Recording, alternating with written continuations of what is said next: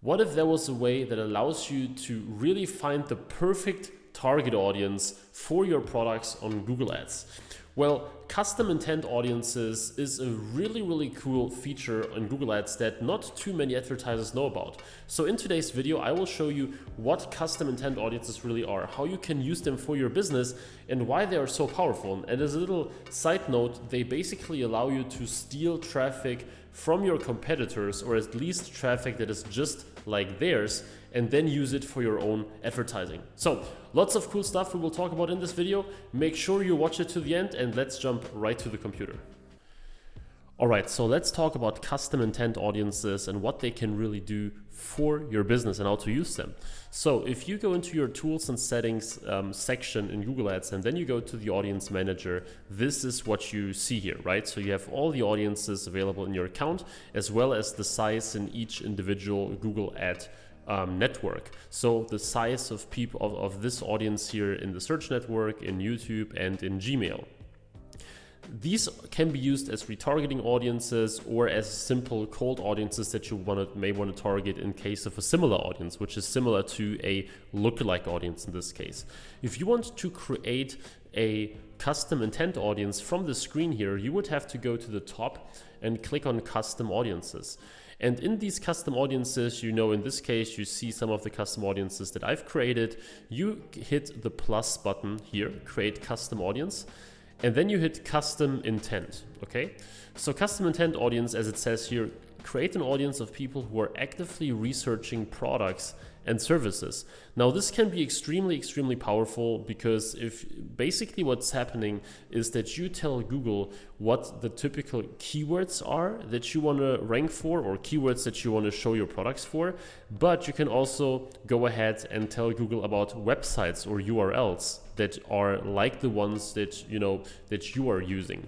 So if you're selling a particular product, you could literally go ahead and enter the URL of a competitor selling that product, and you could go then about to basically get people to your site that are just like the ones that your competitor is getting, right? So it's like working backwards, letting them do the heavy lifting, because what if there is, for example, an Amazon listing of a product that is, or some big online store, or ideally a direct competitor of yours. You literally go ahead, you search for the product that is super similar to yours, and then you enter the URL of this product or of this page into the system right here. So let me just go very quickly to my other screen over here and just come up with a random example, right? So actually, wait a second, let me just put it here onto the other screen. So I will just throw this in here, and let's just go ahead and look for, let's stick to our famous yoga mat example that we always use, right? So you pick this random yoga mat right here, and you simply take the URL and you put it entirely into this field right here.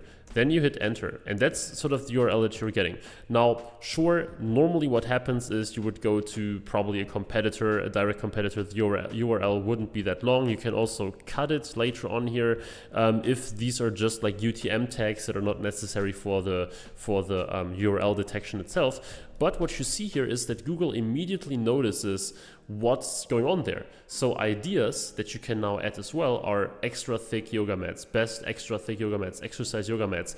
Now you can combine the two, and you can add these keywords here to your custom intent audience as well. So you are using now a mix of URLs and keywords. Both of these can be extremely effective, even though if you really have direct competitors selling products that are just like yours, I feel like URLs are actually doing an even better job, because Google goes ahead, they look at the website, they understand what the website is about, and they know which type of people are actually visiting this website. Now, if we scroll to the very right and go to audience size, we should get an idea about the audience itself, right? So here we see that there are more females in that audience that Google is like preparing for us than males, which is not very surprising. In fact, I would have expected an even bigger increase, but what I think is that Google didn't necessarily understand the fact, that this is like a pink workout mat, and that this is probably why I thought it would be even more of a female product. Of course, they have multiple colors, but with the URL here, it should send people directly to this variant. But the point is, Google did a pretty good job in understanding our audience. And now we see that the amount of weekly impressions we get is 100K to 500K. Very cool. The more things you enter here, the more precise this whole thing gets. So the more URLs you enter, the more keywords you enter, the more specific and the more narrow and the more relevant this audience will be to your business. Now, the next question, of course, is how can you use these audiences in your business in the first place? Well, unfortunately, you can only use them for display and YouTube. So you cannot create a shopping ad using this audience, for example, which, by the way, though, wouldn't even be that powerful, because that way you would limit your reach to, first of all, people that are looking for something like the stuff you offer, plus you narrow it down further to this audience. And normally in Google Shopping, you're always at some point at least struggling for scaling, or you're struggling to scale properly. So narrowing it down even further is normally not a very good idea on Google Shopping. But you can, as I said, use it for Google Display as well as for YouTube. Now, if you want to use it on YouTube, then there is a restriction. In this case, you cannot use URLs for your custom intent audience, but only keywords, which is not that big of a problem. As I said, keywords are extremely powerful as well, because you see how well Google actually understands what's going on. And we could, add all those keywords here now. Of course, we can also focus on only the most relevant ones, which is also a very good idea. Like if you have a very specific item and you don't want to target like the overall niche around this item, but rather you want to target this very specific group of people that are interested in this very specific product, then don't add too many keywords, or at least not too many if they are deviating from this core product. That's how you get the best possible audience here. So again, you should go to a competitor selling your products. Normally, especially when you have a niche store, you have a certain list of competitors that you regularly check, or that they're selling stuff like yours. You can pretty much steal their traffic, or at least the type of customers they have, by just copying those URLs, using some of the keywords. That way you build this audience here. And once this audience is done, you can target it on the display network using smart display ads. You can target it using normal display ads, responsive display ads, right? You can make this about a single product. So if you take the traffic from a specific product page of a competitor and mix it with keywords about this exact product only, then you can create a display campaign only for that product instead of a full category or something.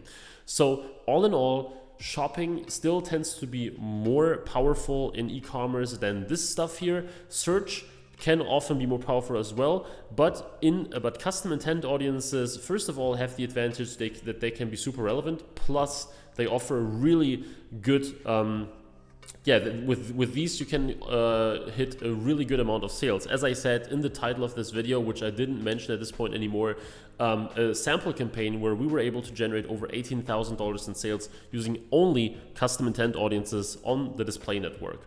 So this is what we did there. We used a mix of normal display campaigns, using responsive search, the responsive display ads, as well as normal ones where we manually create how they look like. In this case, it was just a single product with multiple variants. So this is how you can find the perfect traffic without the guesswork and placements and all that kind of stuff. I highly recommend that you try this out.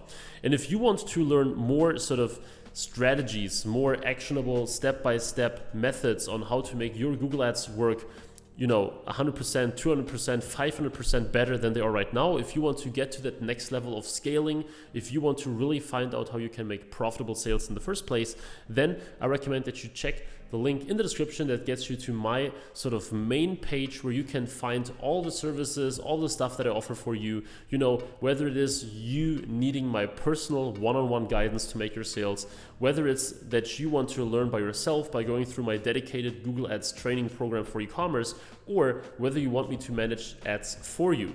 You can check all these things on this link that I shared in the description. You can pick whatever works best for you. On there, you also find the description where I tell a little bit more about each of these.